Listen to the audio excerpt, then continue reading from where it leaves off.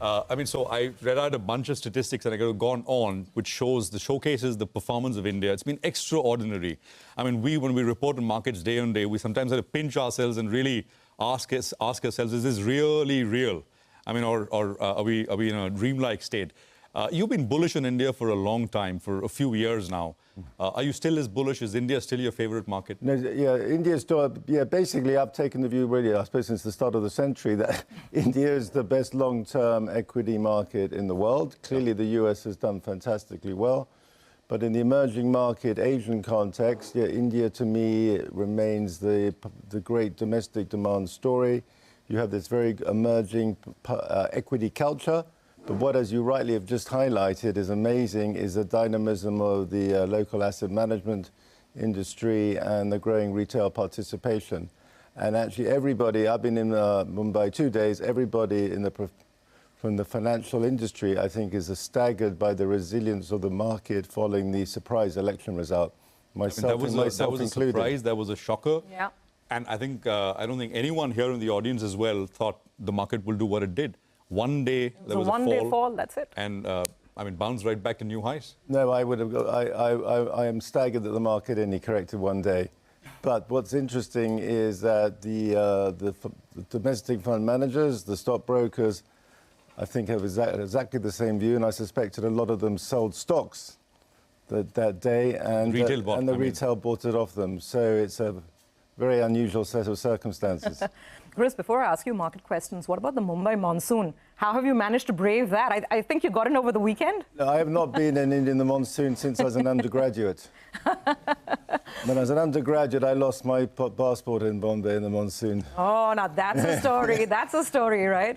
Okay, more of that in a bit. But, to get back to this fantastic market we've had here, and it's good to get a perspective from someone who's watching so many global markets, right? Because we sitting here sometimes feel that, is it getting excessive? We've not had a meaningful correction. Corrections are so shallow. They last 300, 400 points on the Nifty, and that's it. There's this gushing domestic liquidity that Prashant mentioned. What do you make of all of it?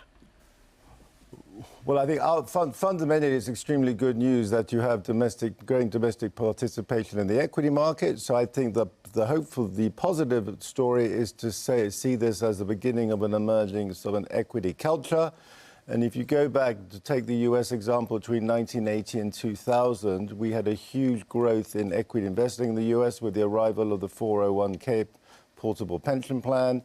So my understanding in India is you've got these emerging savings schemes which encourage equity investments. So I think that's just a long-term positive story. But in recent months, you've had growing direct retail participation as well. Yeah. So to me, when I was asked what the biggest risk in the Indian stock market was before the election, actually, the biggest risk to me wasn't the election result, because I had the wrong view on the election result. I was looking at the potential for capital gains tax increases. Either an increase in the levy or the extension of the period where you have to hold a stock before you are considered a long-term investor. You said that was a view you had before the election result. Yes. Now you don't worry there'll be a tax increase? Well, I've got no idea, but I'm getting the sense from talking to local market participants, they think that risk is less likely. I mean, more likely to have action on this whole option. On the options. Futures and options. And we'll get to all of that in just a bit. But, just to go back to the market reaction and how retail came in.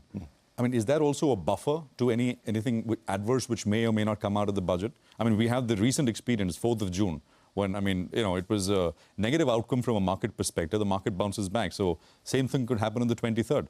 Well, I think there's a real rise in capital gains tax that would hit the market more than what happened after the election.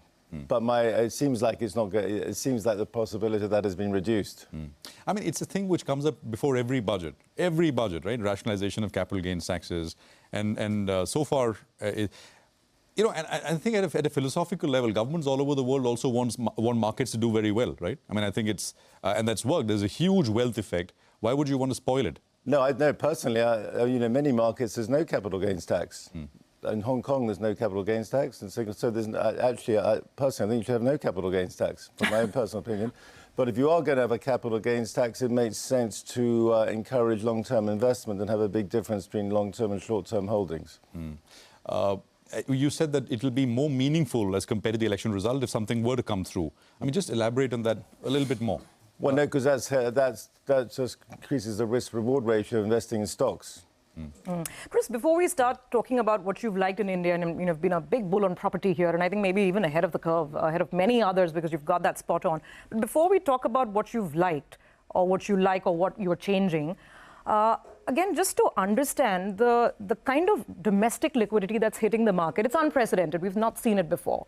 So what are the examples we can draw from global markets when this kind of money started coming through? Because the fear here is that going to create a bit of an asset bubble? And will we sort of have to deal with absolutely elevated, price to earnings multiples? So the best example is that US example of the 401k driving growing equity ownership. And my understanding, obviously, the excess valuations in India, or the perceived excess valuations of the small mid-cap area, but my understanding in recent quarters, they've had the best earnings growth too. So it's not completely divorced from underlying fundamentals. So you don't sound too worried? No, to me, the where you see the risk of excess is in the direct retail participation, as opposed, because a lot of the money has been direct retail participation as opposed to the installment flows. Mutual fund, the SIPs. For our viewers, just to complete that point, and you sort of compared the situation here, the local money coming into the US example. What happened then in the US? It was a long-term bull market. How many years? And I mean, well, that whole equity cult has been driving, started off in 1980 and basically ran until 2000. Then we had the NASDAQ. But essentially, it's been a benign cycle in the US and the households own equities. And that's one reason for the resilience of the US economy during this current monetary tightening cycle.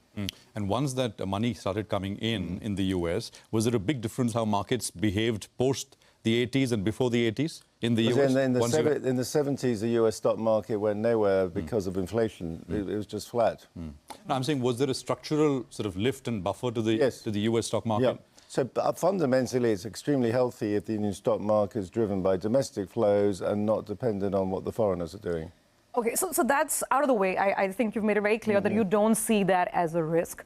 In India, locally, looking at things that we've discussed, capital gains, which could be a risk. Apart from that, anything else that kind of worries you or kind of tickles you at all? No, the only issue, the risk in India is simply that some of these stocks are very high valuations, so there's a risk of earnings growth disappointments. So earnings will have to grow into prices in that sense. So, like, to give an example, the real estate stocks I've had in my portfolio, for Greed and Perth portfolio, a long time, but last year I would have added energy and more capex plays. So the capex plays have done very well. So obviously, if the order flows don't come in, that would be a risk. And we'll open it up for sort of perspectives from the audience as well. But where are the foreigners? I mean, well, on the foreign, so this is extremely interesting. The very bullish, the big point for your viewers to understand is the foreigners are remarkably underinvested in India. So we believe that the global emerging market funds, who are the prime investors in Indian equities, are barely neutral in India, partly because the neutral weighting of India has gone up because it's outperformed, and partly because they haven't really been able to get into the market because the local money has kept it at valuations where they're not comfortable with. But there's another point. Most foreign portfolios are still strongly influenced by what I would call legacy positions because they have big holdings historically in IT services and banks, which are a big part of the traditionally of the MSCI India index. And while these are perfectly okay stories, they've not been where the performance has really been coming from. So what we're seeing is foreigners gradually capitulating and reducing the holdings in banks and IT services and adding to these hotter areas. But, they're basically behind the curve.